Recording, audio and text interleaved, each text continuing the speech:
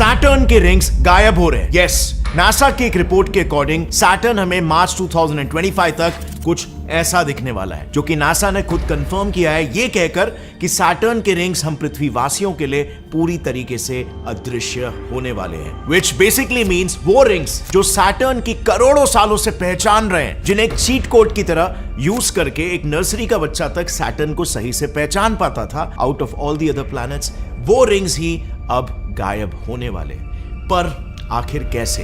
क्या वहां पर कुछ ऐसी गतिविधियां हो रही है जो कि नहीं होना चाहिए? वेल, नासा को लगता है yes, there is a possibility, क्योंकि इत्तेफाक से या फिर इस प्रॉब्लम के जड़ पर सैटर्न के दो मून्स एनसेलेडस और टाइटन हो सकते हैं, और उन पर नासा का मानना है कि लाइफ मौजूद हो सकती है। सो क्या कोई इंटेलिजेंट लाइफ रिस्पॉन्सिबल है सैटर्न के इस बुरे मंजर के लिए? वेल, इस थॉट को ना कुछ टाइम के लिए पार्किंग लॉट में रखते हैं और एक बहुत ही इंटरेस्टिंग चीज पर नजर डालते हैं। जरा नासा द्वारा खींचे इन 3 इमेजेस को गौर से देखो। ये उन्होंने अलग अलग सालों में खींचे थे, आप देख सकते हो। इनमें से पहली वाली इमेज में सैटर्न के रिंग्स पर कुछ फेंट होल्स दिखाई दे रहे हैं, और फिर लगभग 25 साल बाद 2004 वाली इस इमेज में वो होल्स समहाउ गायब हो जा रहे हैं। एंड देन सडनली उसके अगले 5 सालों बाद 2009 में वो होल्स अचानक से फिर से प्रकट हो जाते हैं। यानी कि सैटर्न के रिंग्स के साथ कुछ ना कुछ फिशी जरूर हो रहा है। दरअसल नासा के गोडार्ड स्पेस फ्लाइट सेंटर के वैज्ञानिक डॉक्टर जेम्स ओडोनोग्यू ने रिसेंटली साल 2018 में खुद ये रिवील किया था कि यस, नासा की टीम्स शुरू से ये जानती थी कि सैटर्न के रिंग्स गायब हो रहे, लेकिन क्योंकि वॉयेजर 1 और 2 मिशंस ने लगातार 3 दशकों तक स्टडी करने के बाद भी उस इवेंट की एस्टिमेटेड डेडलाइन करीब 300 मिलियन साल बाद बताई थी, इसीलिए नासा ने कभी भी इस बात का हल्ला नहीं मचाया।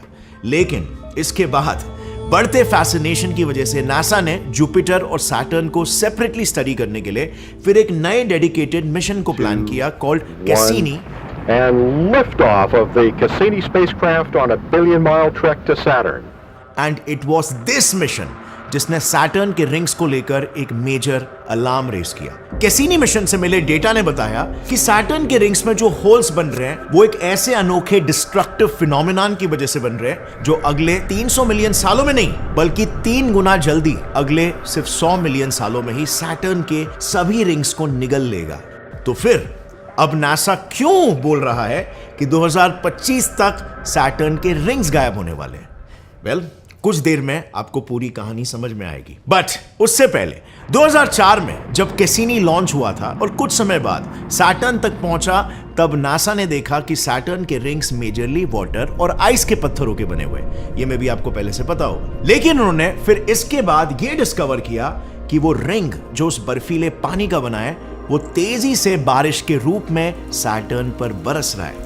नासा के अनुसार ये पानी की बरसात इतनी तेज है कि उससे उसके हर छोटे एरिया में आधे घंटे में लिटरली एक ओलंपिक साइज का स्विमिंग पूल भर जा रहा है। बट अनलाइक अर्थ, यहां कोई वाटर साइकिल सिस्टम नहीं है। यहां पर ऐसा नहीं हो रहा है कि सैटर्न पर कोई समुंदर है जो भाप बनकर फिर से उस पर बरस रहा है like water cycle on earth. यहां उसके रिंग्स पिघल कर उस पर बरसात और बाढ़ ला रहे हैं, and unfortunately there is no going back after that. But interestingly, you know what, Saturn के इस आइस के पिघलने के पीछे खुद सैटर्न का ही हाथ है, मानो जैसे वो अपने इस नायाब से तोहफे से खुद ही छुटकारा पाना चाहता है। देखो, बात कुछ ऐसी है ना, सूरज से आ रही यूवी लाइट जब सैटर्न के रिंग्स में मौजूद बर्फीले टुकड़ों पर पड़ती है, तब उसकी एनर्जी से रिंग में मौजूद बर्फीले H2O या पानी के मॉलिक्यूल्स एक एक्स्ट्रा हाइड्रोजन आयन लगाकर अपने आप को हाइड्रोनियम आयन्स में तब्दील कर लेते हैं। अब नॉर्मली ये छोटे छोटे हाइड्रोनियम आयन्स आउटर स्पेस में कहीं पर भी डिस्पर्स हो सकते थे, लेकिन जैसे आपको पता होगा, इलेक्ट्रिक चार्ज और मैग्नेटिज्म एक ही इलेक्ट्रोमैग्नेटिक वेव के 2 स्पेक्ट्रम्स होते हैं। तो बस इसी वजह से ये चार्ज्ड हाइड्रोनियम आयन्स सैटर्न के मैसिव मैग्नेटिक फील्ड की तरफ अट्रैक्ट होने लगते हैं, और उसी के साथ H+ आयन्स को बाहर फेंककर सैटर्न पर पानी बनकर बरसने लगते हैं। एंड नाउ व्हाट्स मोर, एक डिटेल स्टडी ये कहती है कि ये जो कुछ भी सैटर्न पर हो रहा है ये एक नेवर एंडिंग फिनोमेनन है, और इसीलिए इसके चलते हर गुजरते सेकंड के साथ सैटर्न के सभी रिंग्स के अंश एक एक करके गायब हो रहे हैं। सो अब सवाल आता है उन होल्स का जो मिस्टीरियस तरीकों से गायब होकर फिर वापस आकर फिर से गायब हो जा रहे हैं। आखिर कैसे? वेल, जैसे ही नासा के latest Saturn explorer Cassini Saturn के रिंग्स के एकदम नजदीक जाकर उसकी स्टडी कर रहा था, तब नासा के साइंटिस्टों ने उन रिंग्स पर मौजूद होल्स में एक इंपॉर्टेंट पैटर्न नोटिस किया। उन्होंने ये देखा कि ये वियर्ड पैटर्न्स तब ज्यादा नजर आते हैं जब सैटर्न पर दिन और रात दोनों का ड्यूरेशन बिल्कुल सेम हो जाता है, यानी कि उसके इक्विनॉक्स के दौरान, जब उसका इक्वेटर और उसके रिंग्स सूरज के साथ बिल्कुल अलाइन हो जाते हैं। अब फॉर कॉन्टेक्स्ट, पृथ्वी के केस में ऐसा सिर्फ साल में 2 बार होता है, एक 21 मार्च को और दूसरा 23 सितंबर को। लेकिन सैटर्न के बड़े ऑर्बिट के वजह से यही इक्विनॉक्स हर 15 अर्थ ईयर्स में वहां पर एक बार होता है और दिन के बजाय महीनों तक चलता है। अब इस सब से क्या आपके दिमाग में भी एक सवाल आया, अगर इक्विनॉक्सेस के दौरान सैटर्न का इक्वेटर और उसके रिंग्स सूरज के साथ अलाइन हो जाते हैं एंड देयरफॉर उसके सिर्फ सबसे बाहर वाली रिंग पर ही डायरेक्ट सनलाइट पड़ती है, तो फिर सैटर्न के अंदर की तरफ मौजूद रिंग्स में बर्फ पिघलकर होल्स क्यों बना रहे हैं? डेफिनेटली सैटर्न के रिंग्स में कुछ और भी हो रहा है जो शायद अब तक हम डिकोड नहीं कर पाए। वेल, यहां पर कुछ इंडिपेंडेंट फिजिसिस्ट का मानना है कि ये इसीलिए हो रहा है बिकॉज इक्विनॉक्सेस के दौरान सैटर्न की रिंग में तैरते आयॉन्स चपटे रिंग में मिक्स होने के बजाय अपने आप को समेट के खड़े स्ट्रक्चर्स वाले स्पाइक्स बनाने लगते हैं, लीविंग होल्स अंडरनीथ देम। दरअसल इन फिजिसिस्ट के अनुसार जब सूरज की गर्मी सैटर्न के अंदरूनी रिंग्स तक नहीं पहुंचती तो उसके वो रिंग्स धीरे धीरे ठंडे होने लगते हैं एंड हेंस उन रिंग्स में मौजूद कुछ चीजों की मैग्नेटिक प्रॉपर्टीज बढ़ जाती है। अब for those who may be don't know, ये कोई यूनिक फिनोमेनन बिल्कुल नहीं है। ये नॉर्मली हर मैग्नेटिक चीज के साथ होता है, क्योंकि किसी भी चीज में एटम्स नॉर्मली अलग अलग डायरेक्शंस में वाइब्रेट होते रहते हैं और इसके वजह से उन एटम्स की मैग्नेटिक फील्ड भी ऑपोजिट डायरेक्शन में अलाइन होकर एक दूसरे को कैंसल आउट करती है। लेकिन जब उस चीज का तापमान कम होने लगता है तब उनके एटम्स धीरे धीरे वाइब्रेट करना बंद कर देते हैं एंड देयरफॉर नेट मैग्नेटिज्म बढ़ जाता है। यानी कि ऑल इन ऑल, अगर उन फिजिसिस्ट का एक्सप्लेनेशन सही है तो शायद से उन होल्स में मौजूद चीजें पूरी तरह से सैटर्न पर नहीं बरस चुकी है, बल्कि सैटर्न के स्ट्रॉन्ग मैग्नेटिक फील्ड के साथ अलाइन होकर सैटर्न के रिंग के कुछ अंश वहीं पर ऊपर नीचे स्पाइक्स के रूप में फ्लोट हो रहे हैं। But if this is the case, तो फिर नासा क्यों ऐसा कह रहा है कि ये रिंग्स 2025 में पूरी तरह से अदृश्य हो जाएंगे? अब तक जैसे आपने देखा, कोई भी कैलकुलेशन ये प्रूव नहीं कर रही कि इतने जल्दी ये रिंग्स डिस्ट्रॉय हो जाएंगे। एंड वर्स, कोई बोल रहा है 300 मिलियन साल, तो कोई बोल रहा है 100 मिलियन साल, तो कोई इवन बोल रहा है रिंग्स में मौजूद चीजें वहीं के वहीं हैं, बस रिंग्स के ऊपर नीचे छुपी हुई है। सो आखिर यहां पर सच क्या है और क्या है झूठ? वेल, इस कंफ्यूजन से ना थोड़ा पीछे हटकर हमने इस पूरे 2025 वाली खबर को फिर से एक बार फ्रेश माइंड से अप्रोच किया और हमें पता चला कि सैटर्न के रिंग्स 2025 में गायब तो होंगे, लेकिन सिर्फ पृथ्वी वासियों के लिए। एक्चुअली जब हमने देखा कि नासा स्पेसिफिकली मार्च 2025 कह रहा है, तो नेचुरली हमने सोचा एक काम करते हैं, उस पर्टिकुलर मंथ में सैटर्न अपने ऑर्बिट के किस फेज में होगा और वो पृथ्वी से कैसा दिखेगा,